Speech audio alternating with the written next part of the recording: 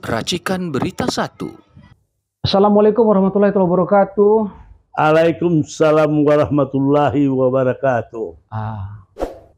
Walaupun ini satu screen, tapi sudah terdengar suara yang bergema dan bergetar. Ya, kakak saya Asrul Harun, MKN, sudah SH, MKN juga. Ya. MKN itu perlu pemirsa ketahui adalah Magister Kenotarisan. Ya. Hebat kakak saya hebat.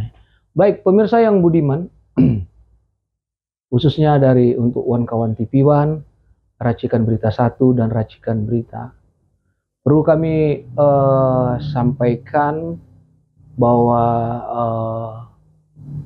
kita ini dengan kakak saya ini, ya Bang Asrul Harun ini adalah akan mengupas seputar hal yang trending dalam minggu ini. Nah, yang pertama kita akan membahas tentang bacotnya Luhut Binsar Panjaitan. Ya, ada satu informasi yang saya dapat waktu saya ketemu dengan salah satu legend, ya, saya nggak sebut namanya. Bertemu lalu saya tanya, Jenderal, itu Purnawirawan TNI kemarin rame loh. Iyalah, baguslah. Dengan kejadian kemarin itu dia bilang, keluarlah para jenderal merah itu. Oh, maksudnya sebutlah namanya A, B, C oleh dia. Yang ngambil Gibran katanya. Termasuk si Luhut Binsar Panjaitan. Nah, di situ dia bilang kelihatan bahwa TNI itu ternyata memang terpecah. Ada yang betul-betul yang menjaga kedaulatan bangsa dan dia berjuang tanpa dia mendapatkan jabatan apapun. Ada juga yang memang yang orang jenderal yang mungkin yang biasa disebut jenderal merah yang berpihak kepada pihak asing dan kepada pemimpinan yang salah. Itu jelas dia ngomong saya seperti itu. Nah, hari ini bersama kakak saya, ya, Asrul Harun, yang sudah sarjana hukum, dia juga magister kenotarisan, dan dia juga memenangkan beberapa perkara. Malah dia sangat banyak berdekatan dengan para jenderal, yang kebetulan jenderal itu sendiri adalah sahabatnya kakak saya gitu, yaitu ada beberapa yang kita tanya. Nah, sekarang kita cerita tentang masalah bacotnya Luhut Binsar Panjaitan mengeluarkan satu statement yang kurang baik, ya, terhadap para purnawirawan yang ada pada acara halal bihalal atau silaturahmi purnawirawan TNI dan tokoh masyarakat di Kelapa Gading waktu itu. Nah, kakak saya ini tiap hari dia lihat YouTube, lihat media online, cerita tentang trending itu. Nah, untuk jelasnya, sebenarnya pendapat kakak saya itu, Luhut itu semestinya bagaimana sikapnya? Bagaimana sikapnya? Nah, Luhut kalau saya menilai sikapnya tuh, dia seorang bekas dulu menteri zamannya Jokowi, sekarang juga menteri Dewan Ekonomi, kalau tidak salah saya di eranya Prabowo. Sebenarnya dia pantas, dia seorang menteri, penilaian saya. Karena seorang menteri itu orang yang berintegritas, berbangsa dan bernegara. Apalagi dia mantan seorang TNI dari akademisi militer yang kata-katanya itu kayak seperti bahasa pasar, preman siantar, preman siantar saya anggap. Enggak mau, kecuali dia pangkat mayor dan kapten boleh, tapi dia seorang sudah jenderal, tidak pantas. Jadi menampakkan kebodohan dia, kejelekannya pada generasi berikut. Memang tipikal orang Batak ini, keliling aku, kawanku, saudara aku juga ada juga Batak. Bahasanya tuh kasar-kasar. Tapi belum tentu kasar. Artinya baik. Artinya baik, maka aku cocok berkawan sama orang Batak. Ipar aku juga Batak, ada dua. Satu marga Tampu Bolon, satu marga Ritonga, mantan Kapolda. Sahabat-sahabatku banyak orang Batak. buka kacang nampak isi. Ternyata menarik tuh dah. Ya, itu dia sifat terus terang. Tapi sebagai seorang jenderal yang sudah senior, tidak tepat dia berkata, memangnya ini negara siapa? Ngusir orang. Kalau nggak suka, pergi aja. Keluar aja dari Indonesia ini. Seringan dia ngomong gitu. Itu nggak pantas sebagai seorang jenderal. Jadi di situ aku tidak simpatik sama dia. Merusak harkat martabat Akabri. Dia kan seorang Akabri, satu level sama si Fahruroji. Tapi Fahruroji ini adik yang aku sayangin. Aku sangat sayang dan ini perhatian. Jadi si Luhut udah jadi menteri, orang kaya lagi, kurasa dari militer terkaya dia, nggak pantas. Bang Asrul pernah dekat nggak sih sama Luhut itu? Saya kenal pertama sama Luhut itu dekat tidak. Sewaktu ulang tahunnya Hendro Priyono di Bandung, waktu Hendro Priyono jadi ulang tahun Kodiklat, ketua Kodiklat. Latihan dan pendidikan sudah dari Panglima di Kodam Jaya dipindahkan ke Bandung waktu ulang tahunnya Hendro Priyono lah. Di rumah Hendro Priyono. Nah, suruh diundang. Ya aku diundang lah sama Hendro. Disitulah kenal sama Luhut. Iya, aku kenal Hendro dari mulai kapten. Mulai kapten aku kenal dia. Lebih itu. Kenal Hendro Priyono, lebih kenal Luhut. Iya, Hendro Priyono lah. Dari mulai kapten aku kenal dia itu. Iya, lebih dekat sana. Ini kan tentang Luhut kan. Luhut ini kan dia dari dari seorang akademisi militer ya, dari Akmil. Dia pernah di Kopassus. Dia pernah jadi Pangdam kalau nggak salah. Belum pernah jadi Pangdam. Belum pernah jadi Pangdam. Pertanyaannya adalah kenapa dia sendiri tidak pernah jadi Pangdam? Apa penyebabnya? Ya, itu pertanyaan yang bagus. Saya dapat informasi itu sudah dipublikasikan oleh Salim Said. Oh, almarhum. Pengamat militer. Pengamat militer. Bagus itu. Itu ditanyakan juga sama Pak Beni. Karena dia tuh termasuk tidak bersih lingkungan. Maksudnya? Ya, waktu zaman Soeharto dulu Orde Baru, siapa yang ada hubungan dengan PKI? Dengan PKI, berhubungan darah, itu berbahaya. Untuk ketahanan kelangsungan kekuasaan Pak Harto, dan karena yang merusak negara ini 3 kali PKI itu. PKI 1926, 1948, dan 65. Nah, jadi pamannya itu terlibat sehingga lari ke Australia.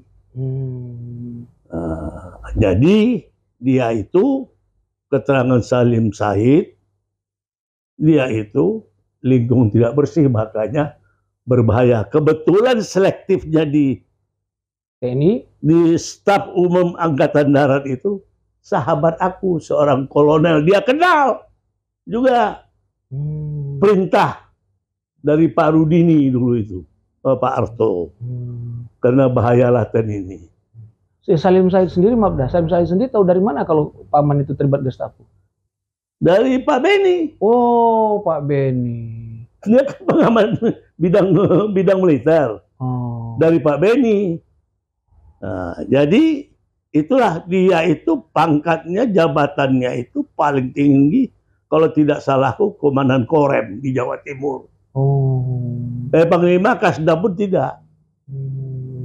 Nah, dulu yang ada masuk order bau partai organisasi IPKI, ada sedikit aja saudaranya yang ada terlibat PKI, ya itu singkirkan supaya berbahaya kalau kasih jabatan. Oh, pantesan dia sekarang kalau mimpin ngomongnya kayak jahat aja tuh si Luhut. Itu kawan aku tuh, yang bagian selektif siapa-siapa yang lingkungan bersih, screening ya. Yaitu orang kesayangan Pak Beni, pangkat terakhir kolonel baru aja meninggal kurang lebih 2 bulan yang lalu. Orang G1, orang masuk dari mulai Bintara, tapi dia cerdas, tapi dia bisa lulus Sesko. Dia nggak mau ditawarin jenderal, dia nggak mau. Sampai saya marah sama dia. Mengapa kau nggak mau jenderal? Ngapain aku jadi jenderal? Nanti aku disuruh minta beli mobil, bannya, ininya lah, hakinya, aku juga nanti. Karena dia dikaryakan di Bulog. Aku yang ngatur minta sama Pak Bos itu. Karena sahabatku udah mulai pangkat sersan. Tahun 64 aku berkawan sama dia. Baru aja 2 bulan yang lalu meninggalnya. Kawan dekat juga sama Hendro. Nah, hubungan Asrul dengan Hendro sampai sekarang gimana? Ya, saya biasa-biasa aja. Ada hubungan, ya ketika perlu, ya ngomong. Sampai sekarang? Sampai sekarang. Terakhir keponakan aku juga, dia minta sama aku, tolonglah Rul, keponakan kita ini kau nikahin. Karena bapaknya nggak punya lagi, bapaknya abang kandung aku. Ya, karena Mas Edo minta sama aku, oke. Cuman aku tanya dulu sama Ustadz aku. Kalau dia kasih izin, kok gitu? Kata tadi Mas Edo udah dengar keterangan saya di depan hakim. Saya bilang, apa itu? Masa nggak dengar?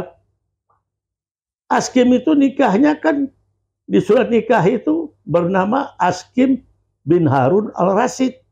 Saya kaget, surat nikahnya ada sama saya kok, surat fotokopinya. Maka saya tanya, Pak Hakim, apa saya sah menikahkan keponakan saya ini? Karena saya nggak mengenal Al-Rasyid. Bapak saya itu Harun, Askim itu Askim Harun. Kok di surat nikahnya Harun Al-Rasyid? Siapa Al-Rasyid? Kalau kakek saya Haji Sultan Yasin. Sidang ditunda oleh Pak Hakim. Sidang ditunda 1 minggu lagi. Dia nggak bisa mutusin. Bagaimana? Pak Hakim lah mutusin. Pak Hakim lebih tahu pada saya bilang. Apa sah saya menikahinya? Saya bilang. Hendro waktu itu ada di sidang pengadilan. Oh, nemenin. Nemenin dia. Pernah terakhir aku rumah Hendro ketemu, panggil diundang. 2 jam 40 menit aku ngomong di rumah dia. Lama ya? Iya. 2 jam 40 menit aku catat tanggal berapa, ada foto-fotonya semua. Kembali ke Luhut lagi. Nah, ini kan menarik. Luhut kan sempat seperti, kalau menurut saya terlalu kasar mulutnya kepada jenderal-jenderal yang menuntut Gibran mundur. Nah, dari pengamatan Asrul ini sebagai seorang mantan anggota DPRD, seorang pengamat politik, ya kan sebagai seorang notaris juga, aktivis juga, itu waktu di halal bihalal Persatuan Purnawirawan Angkatan Darat itu kan semua kan datang. Lalu tiba-tiba Mbak Titi Soeharto merangkul tangan Pak Tri. Kalau dari pandangan Bang Asrul itu bahasa apa tuh? Itu gestur tubuh. Kalau orang yang arif dan bijaksana, dia harus melihat Pak Tri bekas wakil presiden. Karirnya di bidang militer sudah dia capai setinggi-tingginya. Dari Panglima DKI sampai dia Panglima TNI, Pangap, dan sampai dia wakil presiden. Berarti kan ini sangat dekat sama bapaknya. Orang benar-benar pilihan dari bapaknya. Itu menunjukkan kehormatan dia kepada Pak Tri. Anaknya ini, kalau Mbak Titi ini, orangnya sangat arif dan bijaksana kalau aku lihat. Tahu menempatkan diri. Betul. Sehingga Pak Tri itu yang dihina, dia dampingin, dia papah jalannya. Jadi orang yang nggak bijaksana, kalau anak-anak muda yang sekarang ini tidak tahu dia adat dan etika. Banyak. Baik keponakanku baik mana jadi terbawa gaulan karena didikannya. Ya aku maklum ada yang orang tuanya kecil-kecil udah meninggal jadi dia dapat didikan tidak. Kalau seperti saya ini, saya dididik ibu saya dididik di madrasah. Di Medan itu dulu. Jadi kita paham dan kita bergaul. Dapat di kedai kopi, senior-senior itu. Nah, disitulah. Jadi pendidikan itu bukan hanya di bangku sekolah saja, bukan di madrasah saja. Di kedai kopi juga dapat juga di situ ilmu banyak sekali. Di lingkungan tempat tinggal ya. Iya. Nah, itu di organisasi. Nah, jadi pendidikan itu sangat berguna. Makanya sesuai dengan filosofi saya sebagai orang Minang, yang baik diambil, yang jelek jangan diambil. Oh, itu dibuang. Oh, bagus. Ini ada lagi nih pemirsa yang perlu pemirsa ketahui bahwa jangan salah, Da Asrul ini harus kita korek banyak-banyak nih. Dia salah satu informasi yang belum saya sampaikan, ternyata beliau ini pernah dia ini jadi intelijen. Ternyata jadi intel ya. Udah, betul. Itu gimana ceritanya? Masih muda jadi intelijen, lalu dipercaya orang. Itu cerita dulu deh. Pada gerakan G30S PKI itu, sebulan mau terjadi, aku kenal ketua Lekra di Jakarta Raya ini. Yaitu kepala pengganyangan film-film Barat dan Amerika. Barat itu Eropa. Namanya Ampai. Berkantor di di Pasar Senen. Ada Senen Jalan Kenanga. Sampai sekarang masih ada itu? Nggak ada. Itu waktu zaman PKI. Aku masih sekolah. Yang dekat bioskop? Iya, yang dekat bioskop. Iya. Itu aku sekolah kelas 3 di Muhammadiyah. Tahun 64 aku Muhammadiyah, 65 aku tamat. Di Jakarta ini, di Jalan Garuda. Namanya Arifin orang Parepare.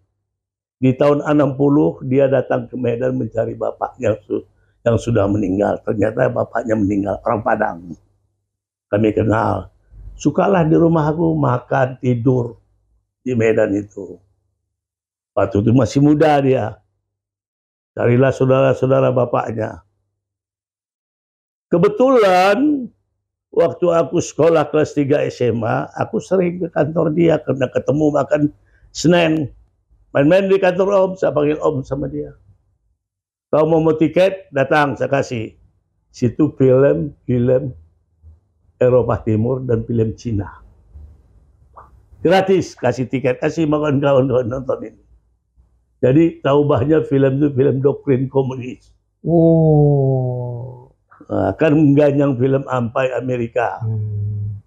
Aku ikutilah film itu. Jadi kalau aku kasih tiket itu mau nonton gratis, itu film doktrin komunis. Pada saat akan terjadi peristiwa sebulan sebelumnya meledak di Jakarta ini, malamnya itu aku masih jalan. Naik mobil sport keliling Jakarta dan Taman Surapati dekat rumah Pak Yani bersama teman aku naik mobil sport MG. Seorang bapaknya itu kawannya Sumitro. Sumitro bapaknya Prabowo? Iya, dia ikut pendiri Bank BNI di Sumatera itu bapaknya, nama Sanusi.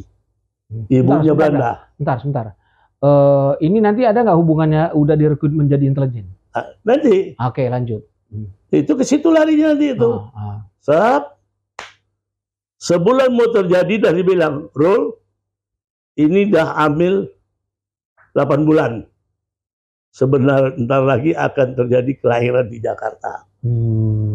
Kalau kau ada terjadi apa-apa, cari Om agar Om selamatkan kamu. Ya, melindungi saya lah kan. Belum sampai cerita tentang komunis PKI. Saya di Medan pun kawan aku juga orang komunis juga ada. Ditipu komunis juga ada. Ketua Gerwani, ibu aku. Yaitu orang tuanya Bustanul Arifin. Bukalah sekarang ini. Bustanul Arifin itu bekas Bulog ya? Iya, bekas Bulog lah. Oh, itu anak PKI itu. Ibunya Gerwani. Gerwani, wah, Masya Allah. Kota Maksum di Medan. Kami ditangkap. Aku waktu itu umur berapa? 10 tahunan, 11 atau sesudah PKI menang di pemilihan umum. Ngerampok tanah di Tanjung Berawa PTP, kebun tembakau. Kan kalau PKI itu kan motonya tanah orang, tanah kita. Ya, betul. Sama kayak revolusi di Rusia, Bolshevik itu merampok tanah. Kita bayar sama dia. Kita ditangkap ke kantor polisi. Untung ada ibu aku, seorang angkatan laut. Aku lolos dari tahanan kantor polisi Tanjung Berawa, pergi 35 kilo ke Iblawan, aku naik oplet, bos lapor, pergi aku naik gas, om aku, dikeluarkannya ibu aku sama adiknya, sepupunya. Di situlah aku, dalam hatiku sangat sakit kalau kita ditipu. Dalam hidup ini ditipu. Ibu aku ditipu, berarti aku ditipu. Apalagi dipitnah. Di dunia ini dalam kehidupan itu cuma ada dua yang paling sakit hati yang nggak bisa kita lupakan. Memaafkannya bisa kita maafkan. Kalau dia minta maaf. Tapi tetap bergores. Udah ditipu, dipitnah lagi. Nah itu, pengalaman aku itu yang aku alamin. Tahun 2000 awal. Itu yang dinamakan kalau falsafah orang Jawa, becik ke titik olo ketoro. Kebenaran itu akan muncul. Lambat laun akan muncul. Lambat laun akan muncul. Nah aku cari-cari. Ya. Sekarang kembali lagi pertanyaan, kok udah bisa menjadi intelijen? Karena Gestapo ribut, aku berkawan sama ajudannya Pak Beni. Namanya Kapten Tamrin. Almarhum dia, ADC Pak Beni terakhir dia itu. Terakhir pangkatnya mayor. Dari mulai pangkat sersan. Masuk berapa orang lah yang di BAIS itu, di Intel itu. Termasuk Ali Birham, kawan aku yang baru meninggal itu. Kawannya Endro Priyono. Tempatnya si Luhut belajar sama dia. Bagaimana supaya lulus di Sesko. Karena dia lulus Sesko, dia pertama nggak lulus, kedua datang belajar sama kawan aku. Baru lulus. Baru lulus, saya kasih letak kuncinya. Di mana salahnya dia? Ku tes aja dia. Kau ini kalau belajar ini, coba ku tes kau. Apa itu kambing? Itu aja, apa itu kambing? Dia jawab, panjang. 2 halaman ada. Kau bukan tentara, panjang kau ini. Gitu. Kau tahu nggak kambing itu kalau kau tentara? Singkat dan tepat, padat. Apa jawab? Yang berkaki 4, berbulu, bertanduk, kena airnya embek, ngembek. Itu kambing. Ngapain kau panjang-panjang? Itu diajarinya infanteri itu merebut. Ini begini. Bagaimana cara kau menyerang menguasai tempat ini? Itu kawan aku cerita sama aku. Bukan itu salah jawaban kau tuh. Pasti kau ketemu lagi nanti. Dia, aku yang membantu dia untuk sekolah Sesko. Apa permintaannya pada aku tahun 80 itu di Medan ketemu. Rul, aku kepingin Sesko, Rul. Cuman pengetahuan aku kurang. Tolong belikanlah aku Ensiklopedia Americana. Ensiklopedia Amerika. Oh. 1 set. Demi kau untuk sekolah aku beliin. Pergilah beliin. Itulah dia belajar. Lulus dia. Kemana-mana cerita ini Asrul. Jadi mengapa aku jadi itu? Karena aku bergaul. Kenal aku seorang namanya Kapten Mansur.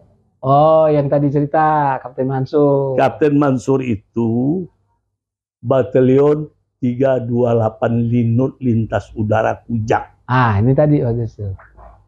Bermarkas anak Kujang itu lapangan banteng waktu 66. Ya, Linut ya. Linut. Tapi kantor mereka itu di GKBI Jalan Gatot Subroto. Tapi aku sering di Monas itu, di lapangan banteng. Di lapangan banteng. Sama-sama yang pangkat sersan, baik yang kostratnya, yang pasukan infanterinya, si Dana namanya, yang kavalerinya. Aku banyak bergaul sama tentara, senang aku bergaul sama tentara ini. Kenal lah, dibawa sama Kapten Mansur. Karena di Jakarta ini jam malam, karena juga aku sering, nantinya mau sering ke Medan, Pak Mansur tanya, Pak, ada direkrut intel-intel informan, ikut aku Pak. Oh. Jadi intel, aku minta, mau. Intel, oh ya. Agen ya itu namanya. Informan, intel. Informan. Kalau sekarang istilahnya cepu kali ya. Cepu berarti. Cepu. Oh, berarti udah itu informan yang tidak terikat dengan kesatuan itu. Pokoknya aku mau melapor sama Kapten Mansur. Oh, iya iya. Komandan batalionnya itu Pak Sanip. Sanip. Letnan Kolonel Sanip. Udah dikasih senjata nggak? Aku 2 pistol aku. Tahun itu udah 66. Tahun 66 itu. 1 FM 9 mili, 1 Col 98. 38. 38. 2 aku dikasih. Belajar aku nembak. Di Lido. Bukan di Lido. Di Linut di belakang Lido kan di Jakarta Sukabumi. Kan markasnya itu di GKPI. Di situ udah latihan terus. Ya, latihan dulu tapi beli juga lah pelurunya kan. Peluru beli juga lah kan. Dari orang itu kan.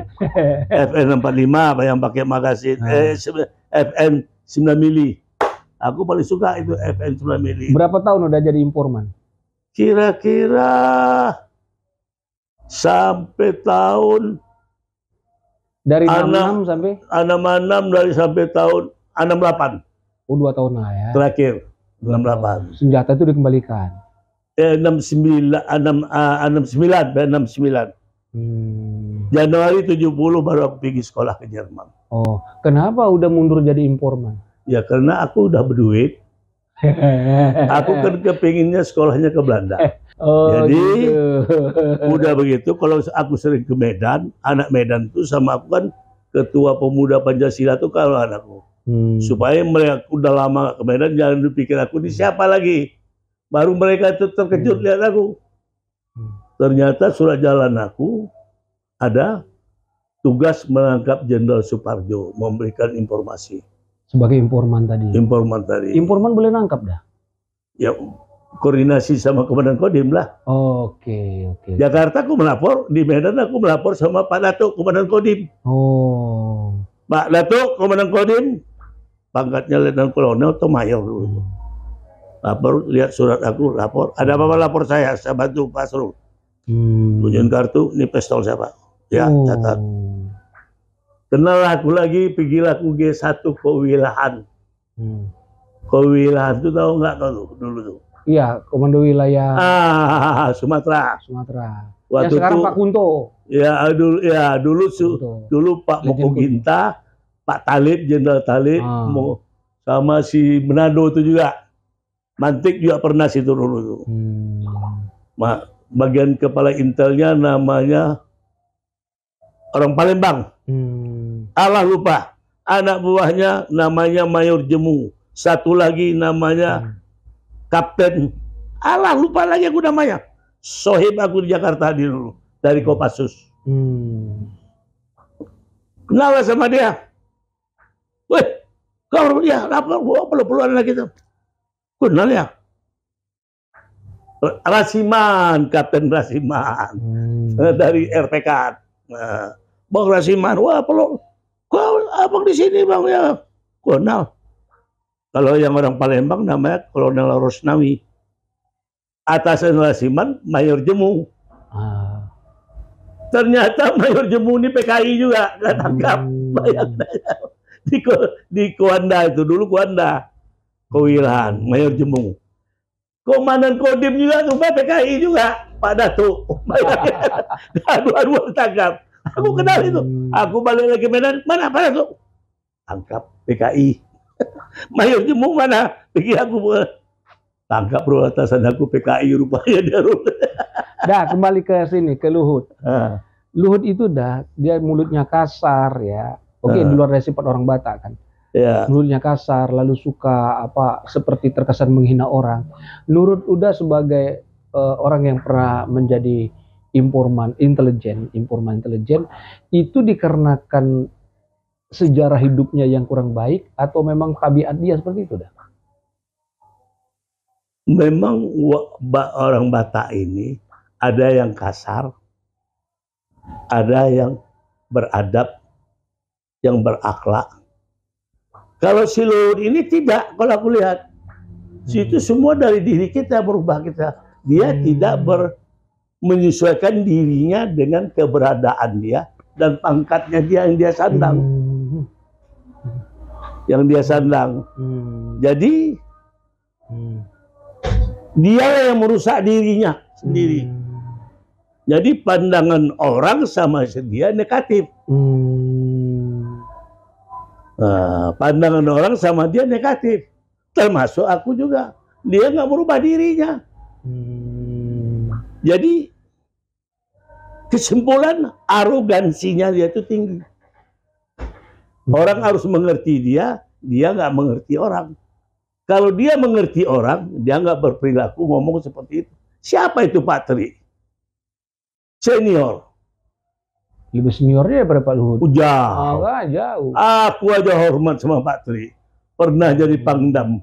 Kayak kita lagi ngumpul di Yaparun dulu.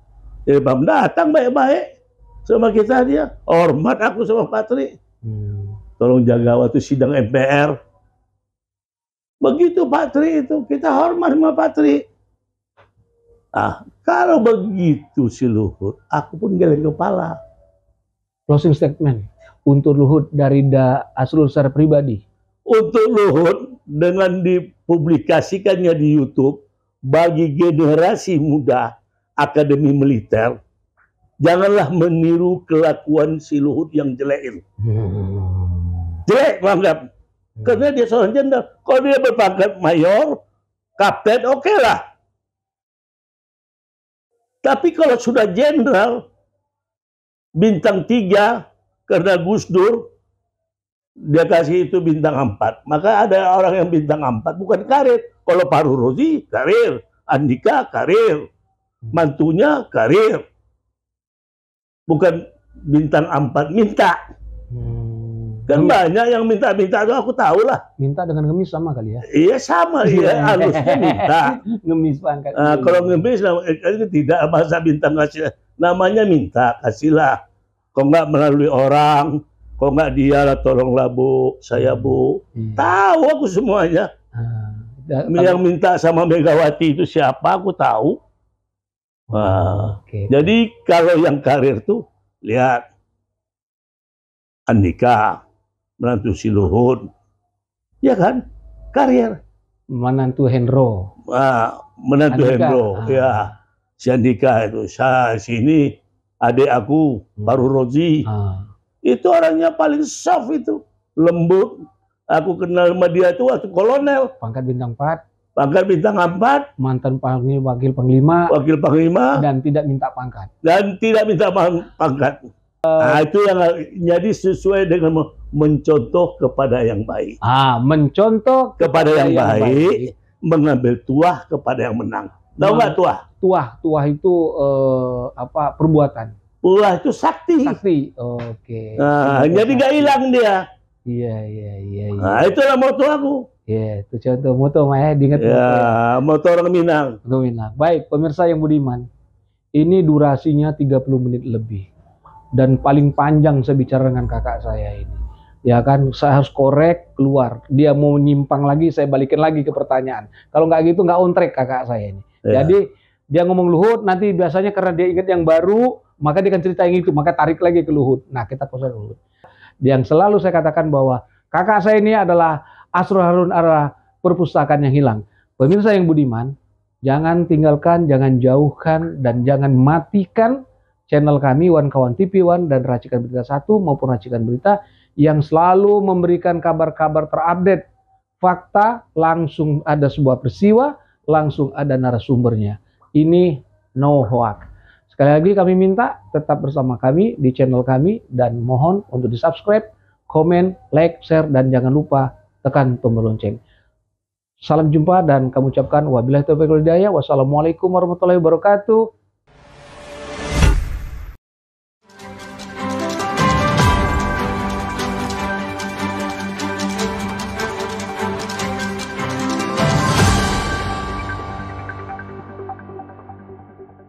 Racikan Berita 1.